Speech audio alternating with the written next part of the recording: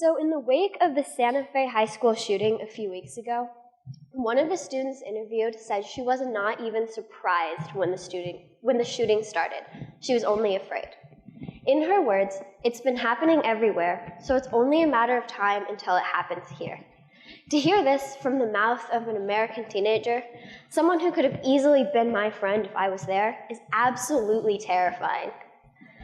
At 16, I should be worried about boys, and paying for my car, and taking the SAT. But when I wake up in the morning, the thoughts weighing heavy on my mind are what class I'll be in when the shooting starts, and which of my friends I'll be holding in my arms, watching the life drain from their eyes. Over 7,000 American children have died from gun violence in the past few years. If 7,000 children died from a toy or a product, action would be taken against it within months. And yet these mass murders have been going on for decades in this country. And they've become a sort of brutal routine. In fact, they often barely even hit the news. But in the wake of Santa Fe High School and the tragedy that happened at Marjory Stoneman Douglas High School, I've realized that I can't and I won't be silent about this, because it truly is the issue of my generation. Despite media portrayals, school shootings aren't simply a gun problem or mental health problem. They're a multifaceted and dynamic issue and should be combated as such. Banning guns alone won't end school shootings. Talking about mental health won't end school shootings. And changing our conceptualization of masculinity won't end school shootings. But when we start to recognize and combat this issue for what it is, a crisis on every level, then and only then will we begin to see change. And see change we must, because my right to come home from school alive transcends politics. Now, gun laws are the surface of the issue. They close loopholes and keep guns out of the hands of dangerous people. But in our American society, I see some who are more concerned with owning guns than they are with keeping I and my peers alive. When I see someone using a cardboard cutout of the Parkland students as target practice, or tweeting that they have no souls, that's when I know it's time to change our culture around guns. All we want is common sense reform. We want to close the boyfriend loophole and make it harder for mentally ill people to get guns, so that firearms are out of the hands of people who are a danger to themselves or others. We want to limit the power of the gun lobby so that we can start to see change on the highest levels of government. And perhaps, most importantly, we need to keep guns out of the hands of teenagers and people even younger. The laws in this country surrounding guns are almost laughably lax, except you don't hear me laughing, and neither are the loved ones of those who've been shot. It's common sense. Fewer guns means fewer shootings.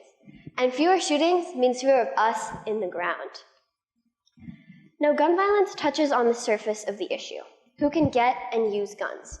But what it doesn't do is address the underlying societal problems that breed hate and violence. One such problem is the negative stigma surrounding people who talk about mental health, which is something I have personal experience with.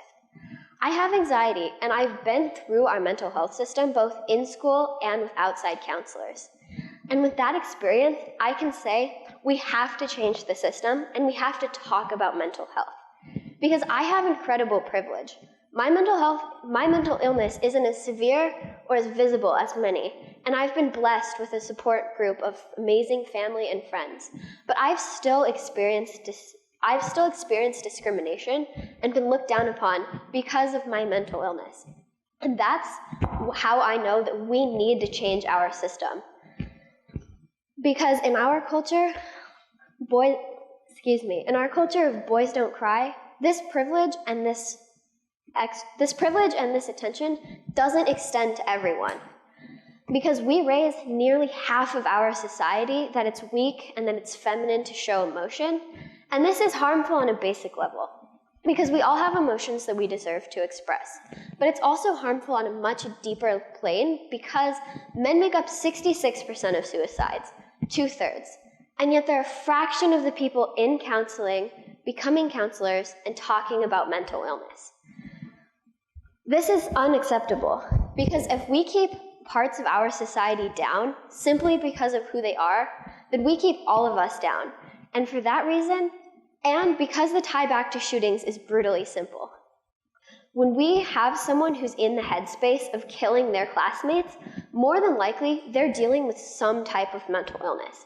And more than likely, they've fallen through the cracks of a system that doesn't allow people to be human and feel. So that's why we have to talk about mental health. We have to change the system and raise people that it's no worse to have an illness of the brain than it is to have an illness of the heart or the lungs. Mental illness is one small fraction of the disservice we do to men in American society. Male entitlement breeds violence, and American white men are the most entitled demographic on the planet. Statistically, they're also the most likely to be mass shooters. I don't believe in coincidences, and especially not here. Male entitlement kills, and the problem starts at birth.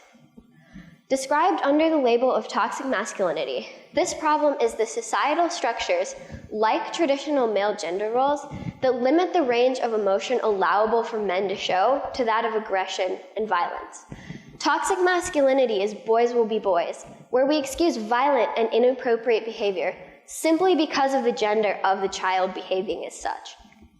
Toxic masculinity is media that shows men as aggressive and power-hungry, and women as nothing more than objects for the taking.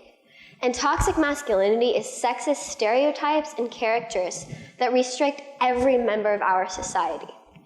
Any number of factors contribute to toxic masculinity, and toxic masculinity contributes to shootings. A prime example of this is the Santa Fe shooter. You may or may not have heard that he targeted the class of a girl who turned him down for a date, but the real story is so much more insidious than that. He'd stalked this young woman for 4 months, felt so entitled to her body, her personality and sense of self, that when she turned him down, something that any one of us has a right to do, she lost her life, and so did 9 other innocent people. When put this way, toxic masculinity doesn't just hurt men. It hurts all of us, and 10 people and countless more have lost their lives because of it. For this reason, we have to talk about it, and we have to take responsibility for this issue in our society. And I know what you might be thinking, not all men are like this. And you're right, not all men are misogynists, not all men beat women, and not all men are school shooters. But the point isn't that all men are like this. The point is that enough men are that it's a problem and we have to treat it as such. Now, because for this reason, and for countless other reasons, when we keep one part of our society down and force them into a box, we keep all of us down, and frankly, we keep all of us in danger. Now let's look at the psychological profile of a stereotypical school shooter.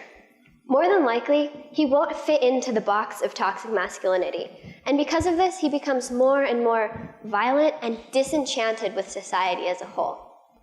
Also, he'll probably have fallen through the cracks of our mental health system and not been able to get the help that he needed, or not been able to even recognize that he had a problem at all. And perhaps, most obviously, he has access to a gun. Now, gun legislation is the surface of the issue. It closes loopholes and keeps guns out of the hands of people who harm themselves and others. But what it doesn't do is touch on the societal problems. It doesn't raise boys and girls the same way, or talk about mental illness, or teach about it in schools. And when we start to truly do that, and touch on the societal level of the problem, that's when we begin to nip shootings in the bud. And we must, because I refuse to go to school afraid for my life in a society that can't take responsibility for its issues. And I know also, it's incredibly easy to become discouraged and say, what can I, one person, do to combat an issue that's so huge and so prevalent? And the answer is, I was in the same boat. For months after what happened at Parkland, I was afraid and I was angry.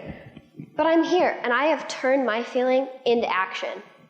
Maybe public speaking isn't how you choose to get involved, but even more importantly than this is what happens on the ground. It's giving a few hours of your time to an organization that advocates for the survivors of gun violence. Or it's voting for a candidate who makes the safety of our next generation a top priority. And most importantly, where we truly begin to end this issue is when we start to have difficult conversations with our friends, and our coworkers and the peoples in our life.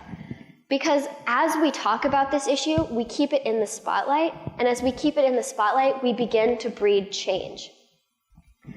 So to conclude, I want to tie back to the theme of this event, which is why not? Much of what I suggest isn't huge or radical. It's simply having a tough conversation, or giving a couple hours of your time.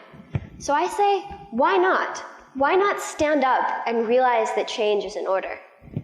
Why not advocate for common sense gun legislation and make it so that we can go to school without being worried about every single person in a long coat or jumping at every noise? And why not talk about mental health, educate about it, teach people that this illness and this epidemic affects all of us in one way or another? And why not take responsibility for toxic masculinity? Why not exercise its phrases and mentalities from our societal vernacular? Raise boys and girls the same way. Teach young men that it's not weak or feminine to show emotion. And why not stop using femininity as an insult? I look out across the crowd and I see a lot of faces I know and a lot I don't. But in this moment, I want to ask us all to rise above individual differences and say, why not? Why not make it so that our next generation lives till graduation? And as a society, why not stand up and start to make the change today? Thank you.